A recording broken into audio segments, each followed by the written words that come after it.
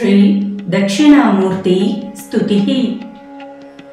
मौन व्याख्या प्रकटित परब्रह्म तत्त्वं युवानम् वर्षिष्ठान्ते वसदृशी गणैर् आवृतं ब्रह्मनिष्ठैः आचार्येन्द्रं करकलित चिन्मुद्रमानन्दमूर्तिम् स्वात्मा रामं मुदितवदनं दक्षिणामूर्तिमीडे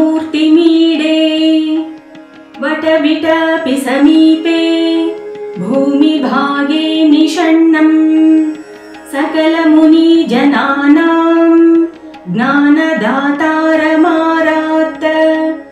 त्रिभुवन गुरुमीशं दक्षिणामूर्तिदेवं जनन मरण दुःख छेददक्षं नमामि।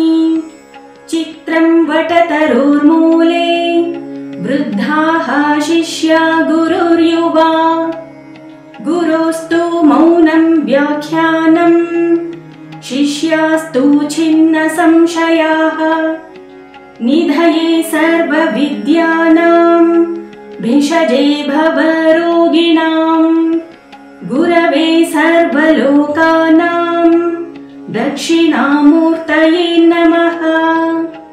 ॐ नमः प्रणवार्थाय शुद्धज्ञानैकमूर्तये निर्मलाय प्रशान्ताय दक्षिणामूर्तये नमः।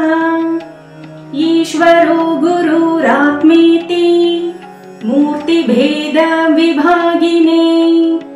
व्योमवद्व्याप्तदेहाय दक्षिणामूर्तये नमः इति श्री दक्षिणामूर्ति स्तुतिः।